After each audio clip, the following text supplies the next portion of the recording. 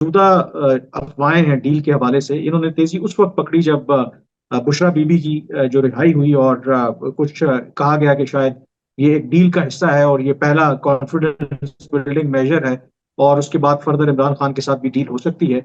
और फिर गार्डियन में जो छपी खबर जिसमें इमरान खान जिसमें वो गैर मशरूत तौर पर बातचीत करने के लिए एस्टेब्लिशमेंट के साथ तैयार हैं, और फिर कुछ जो मिलिट्री ऑफिशियल्स हैं नाम ना जाहिर करने की शर्त पर कुछ अखबारात में जो खबरें छपी हैं, तो उसमें उन्होंने ये कहा है कि ऐसी कोई बात नहीं है। इमरान खान और उनकी जमात जो है दबाव डाल रही है दो के मुख्तलिफ हीले बहानों से कि जो मिलिट्री की क़यादत है उनके साथ बातचीत करें, लेकिन मिलिट्री का बिल्कुल भी ऐसा कोई इरादा नहीं है। और आई थिंक यही इस वक्त पोजीशन है जो मेरी भी कुछ लोगों से बात हुई, एक कंसिस्टेंट पोजीशन है सिंस जो मौजूदा आर्मी चीफ बने थे आर्मी चीफ, और इवन उससे पहले भी, कि इमरान खान से किसी तरह की भी बातचीत नहीं होगी। और आई थिंक यही इस वक्त भी ब्रॉडर जो फैसला है कि इस वक्त कोई डील की या बड़ी डील की बात नहीं हो रही। हाँ, ये जरूर है कि आई थिंक आपको पता है कि जो एस्टेब्लिशमेंट होती है वो मल्टी प्रोंग स्ट्रेटजी जरूर होती है। Some time as part of strategy connections रहते हैं, बातचीत होती रहती है। मसलन एक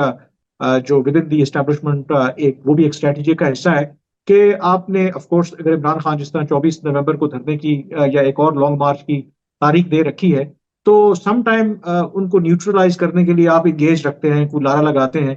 लेकिन ओवरऑल आई थिंक जिस तरह से माजी में डील्स होती रही हैं, उस तरह की कोई बड़ी डील मुझे होते नजर नहीं आती।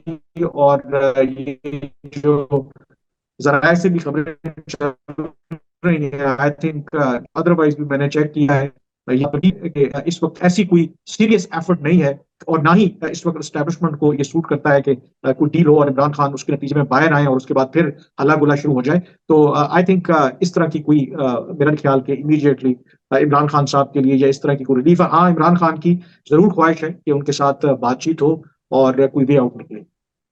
जी, उनकी ख्वाहिश है, ये तो स्टोरी में भी कहा गया है।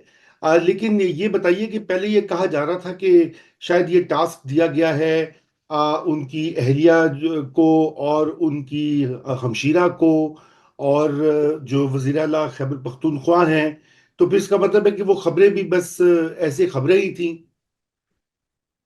देखें, खबरें तो बिल्कुल ऐसी खबरें थी, लेकिन जैसे मैंने कहा कि एक स्ट्रैटेजी तो होती है, ऐसा नहीं है कि इनके साथ एंगेजमेंट नहीं है। आई थिंक क्योंकि खैबर पख्तूनख्वा में पीटीआई की हुकूमत है और वज़ीर आला के साथ of course for different reasons establishment का रब्ता रहता है। बुशरा बीवी का भी आपने जिक्र किया, उनकी जो इमरान खान साहब की बहन है उनका भी आपने जिक्र किया, सिस्टर का भी। मतलब इसको आप राब्ते होना एक और बात है। ऑब्वियसली जब आप एक इतना डिनाई तो नहीं कर सकते, इमरान खान ऑफ कोर्स एक उस तरह से बड़ी सियासी कुवत है और उनकी एक सपोर्ट बेस भी है। लेकिन उन राब्तों का क्या मकसद, एस्टेब्लिशमेंट का असल पर्पज ये है कि क्या इमरान खान के साथ कोई बड़ी बारगेन की जाए, बड़ी डील की जाए। क्योंकि इमरान खान का मुतालबा क्या है, वो ये नहीं कहते कि उनको जेल से निकाला जाए, जेल से भी निकाला जाए। वो कहते हैं कि 8 फरवरी को उनका मैंडेट चोरी हुआ है। जो मौजूदा इस वक्त लोग हुकूमत में हैं इनको आप जेल में भेजें और उनको इक़्तिदार दोबारा वापस करें, तो ये तो मुमकिन नहीं है। तो जो मेरा ख्याल है कि एस्टेब्लिशमेंट अगर मुख्तलिफ जो तरीके इंसाफ के लोग हैं उनसे राब्ते में भी है, तो वो शायद अपनी स्ट्रेटजी को सामने रखते हुए उनसे राब्ते में है।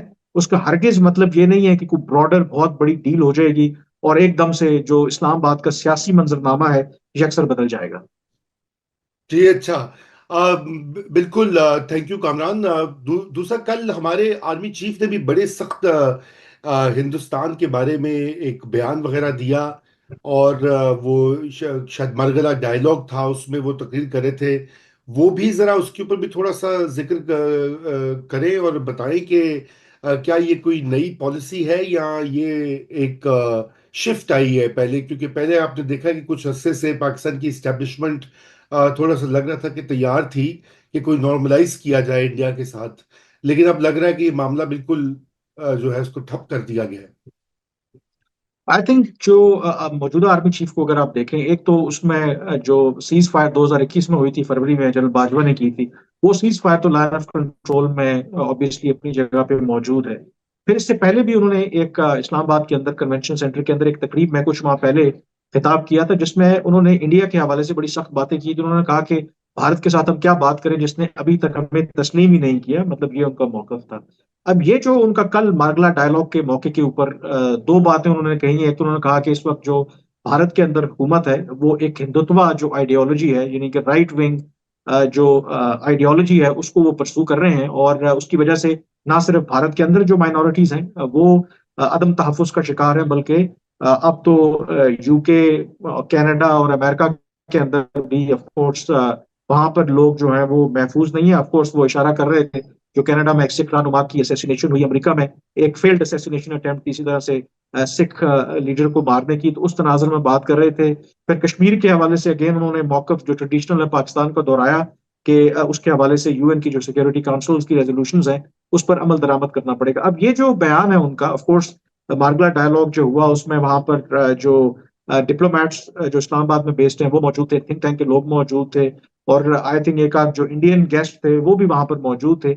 आई थिंक लगता तो यही है कि क्योंकि आमतौर पर जो पिछले माह जब एस जयशंकर भारत के वज़ीर ख़ारजा पाकिस्तान के दौरे पर आए थे एससीओ के समिट के मौके पर, और उस दौरे में कम से कम ये हुआ था कि अनलाइक पास्ट वो उसमें कोई बड़ी गड़बड़ नहीं हुई, मतलब दोनों साइड्स ने अच्छी तरह से मैनेज किया कि कोई कंट्रोवर्सी ना हो, और हल्की फुल्की कोई इंटरेक्शन भी हुई, दो इवन वो कर्टसी बेशक हो, लेकिन बगैर किसी हिकअप के वो दौरा कंप्लीट हो जाना।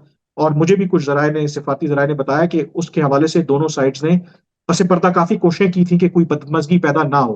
तो मुझे शायद ये उम्मीद हो चली थी कि शायद वो एक बेसिस है, चीजें आगे बढ़कर मे बी स्टेप वाइज कुछ चीजें बर्फ पिघले, लेकिन कल के बयान के बाद मुझे लगता है कि आई थिंक ऐसी उम्मीद रखना मेरे ख्याल में थोड़ी बेवकूफ़ी होगी। और उसमें एक और जो लेटेस्ट ऑब्वियसली जो चीज़ है, पाकिस्तान शायद ये देख रहा था कि जयशंकर तो पाकिस्तान के दौरे पर आए, क्या भारत की क्रिकेट टीम जो है, क्या भारत की हुकूमत क्रिकेट टीम को इजाज़त देती है कि वो अगले साल के शुरू में आईसीसी चैंपियंस ट्रॉफी खेलने के लिए पाकिस्तान आए। जो ऑफ कोर्स खबरें हैं कि भारत की जो गवर्नमेंट है उन्होंने इजाज़त नहीं दी पाकिस्तान को, भारत की क्रिकेट टीम को, कि वो पाकिस्तान जाएं। तो लगता ही है कि भारत से जो तवक्को थी कि शायद क्रिकेट डिप्लोमेसी के जरिए कुछ चीजें कूल डाउन होंगी, वो नहीं हो रही। तो इस तनाजुर में जो फिर पाकिस्तान की तरफ से भी जो बयानिया है, लगता है कि थोड़ा सा तेज हो गया है।